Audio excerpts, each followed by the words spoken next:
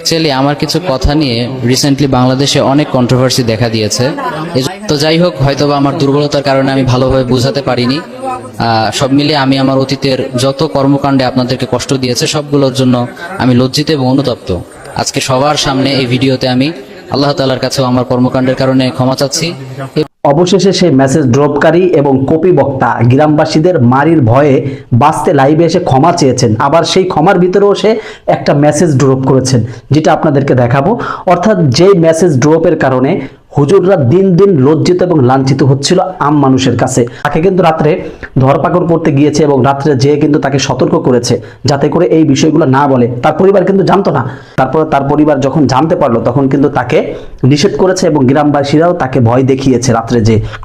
এরপর লাইভে এসে সে মেসেজ ড্রপ করা বাদ দিয়েছে এবং সেই লাইভে এসে যে ক্ষমা চেয়েছে সেখানেও শেষবারের মতন সে মেসেজ ড্রপ করেছে। এরপর নাকি সে ভালো ভালো মেসেজ ড্রপ করে।